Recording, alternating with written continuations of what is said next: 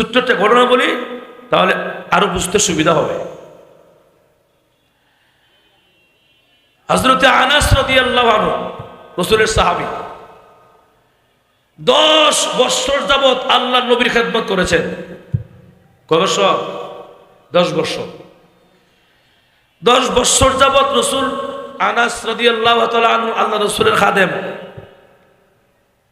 একদিন ঝিরঝিরে বাতাস, কনকনে কুয়াশা, কি ঠান্ডার রাত।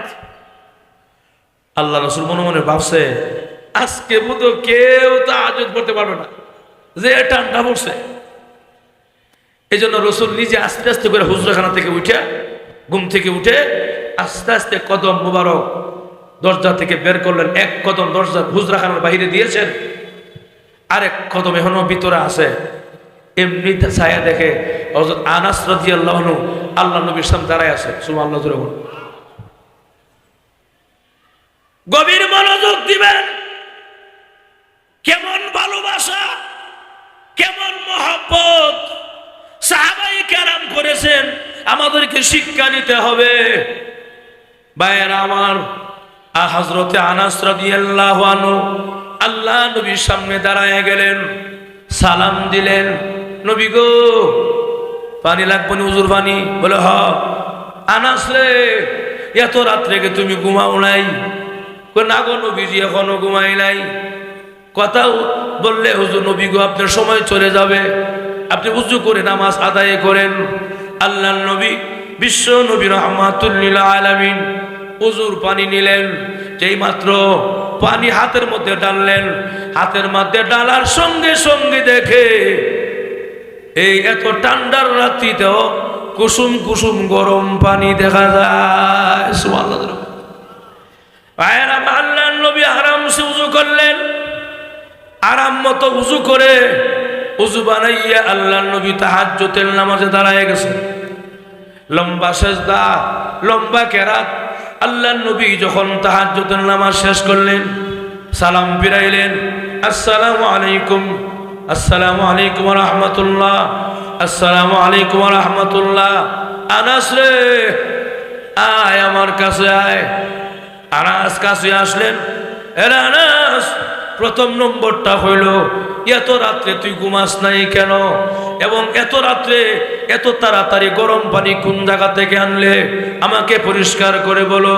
ভাইয়েরা আমার, হযরত আনাস রাদিয়াল্লাহু আনহু কথা বলে না, চোখের পানি এখন দরদর করে ছেড়ে দেয়, তাও কথা বলে না। এমনি আল্লাহর রাসূল বলে, কি ব্যাপার, তাড়াতাড়ি কথা বলো, কেমনে তুমি পানি গরম করলা? এমনি আনাস রাদিয়াল্লাহু তাআলা আনহু উনি বলেন, আল্লাহর নবী গো, আপনার খেদমত নিয়োগ হওয়ার পর দিন থেকে শুরু করে এই পর্যন্ত যত বছর হয়েছে, ওগো নবীজি, আমি আনাস জমিনের সাথে পিঠটা লাগায়া কোনোদিন ঘুমাই না। সুবহানাল্লাহ।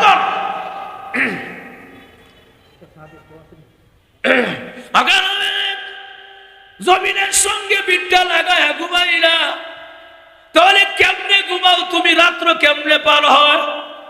এমনি আনাস রাদিয়াল্লাহু তাআলা আনহু বলেন, আল্লাহর নবী গো, আমি যদি ঘুমায়া যাই, আমার নবী আমারে ডাক দেয়, আনাস কইয়া একবার। আমি যদি সাড়া না দিতে পারি, আমার নবীর কষ্ট হবে। যদি নবীর কষ্ট হয়, কিয়ামতের মাঠে আশিকে রাসূল হইয়া দাঁড়াইতে পারবো না। ভাইরা আমার, আনাস রাদিয়াল্লাহু আনহু বলেন, আগে নবীজি, আমি একদিন পর্যন্ত আজও জমিনের মধ্যে ফিটটা লাগায়া ঘুমাই না, তাহলে কেমনে তোমার রাত্র অতিবাহিত হয়? আনাস রাদিয়াল্লাহু আনহু চোখের পানি এখন ছেড়ে দেয় আর বলে, আগে নবীজি, যখন বেশি ঘুমের হাজত হয় গো নবী, আমার দরজার সঙ্গে এলান দিয়া দাঁড়ায়া থাকি আর কান্ডা লাগায় রাখে আপনার হুজরাখানায়। কখন আপনি আমাকে ডাক দিবেন, একটা ডাক দেওয়ার সঙ্গে সঙ্গে আপনার দরজার সামনে লাভবাহিক বলে হাজির হয়ে যাব। সুবহানাল্লাহ। ভাইরা আমার, এই অবস্থা আল্লাহর রাসূল বলে, আনাস রে, বুঝলাম, কিন্তু এত রাত্রে পানি কেমনে গরম করলে? পানি গরম করলে কেমনে? এমনি আনাস রাদিয়াল্লাহু আনহু এখন চোখের পানি আরো বেশি করে ছেড়ে দিয়া কান্দে।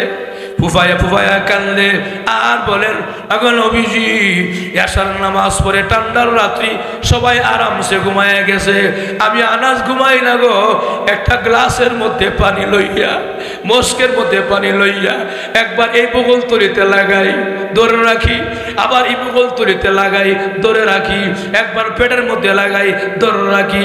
আগা নবীজি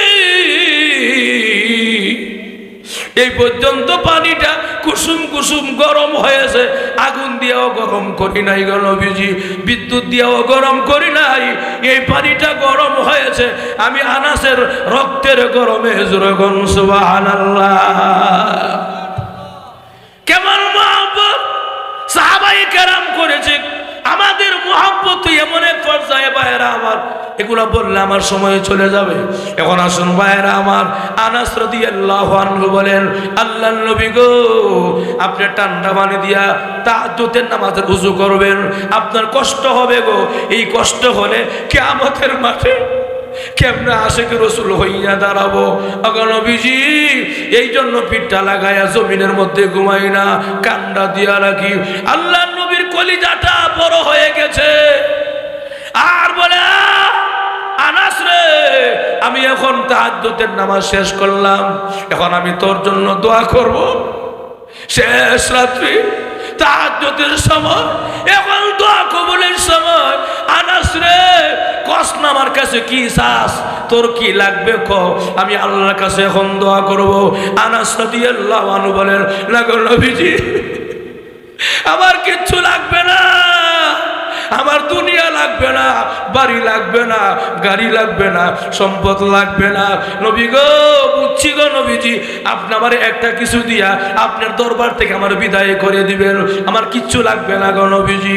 আল্লাহ রাসূল গো না এমন কিছু না রে আনাস, কও না তুমি কি চাও, আল্লাহর কাছে দোয়া কবুল হয়ে যাবে। এ মান্ডা মুগদা সাদা দাড়িওয়ালা বাবাজিরা, এ পর্দানিশীন মহিলারা, মা বোনরা গো, এখন যে কথাটা বলবো এটা হলো আমাদের শিক্ষণীয় বিষয়। হযরত আনাস এমন সুযোগ পাইছে, উনি চাইলে বাড়ি চাইতে পারতেন, গাড়ি চাইতে পারতেন, সম্পদ চাইতে পারতেন, কিচ্ছু চায় নাই। উনি একটা কথা বলেছে, আগা নবীজি আমার জন্য যদি এখন আপনি শেষ রাত্রিতে দোয়া করেন জানি কবুল হয়ে যাবে, তবে আমার জন্য একটা দোয়া করেন গো নবী, যেইভাবে দুনিয়াতে আপনার খাদেম ছিলাম যেন জান্নাতের ভিতরে আপনার খাদেম থাকতে পারি। জোরে কোন সুবহানাল্লাহ। জান্নাতের ভিতরে যেন আপনার খাদেম থাকতে পারি, একটা দোয়া খালি করেন সুবহানাল্লাহ। জোরে কর। কেমন মহব্বত, আর আমরার মহব্বত, জিলাপির মহব্বত, কিশোরের মহব্বত, কথা কনা আরো জোরে খান। হ্যাঁ আমার, তাহলে শুনেন আমি যে কথা বলতে চাই, নবীর এশকার মহব্বত, আমাদেরকে সঠিক মহব্বত করতে হবে, জিলাপির মহব্বতে কাম হইতো না। জোরে ঠিক কিনা?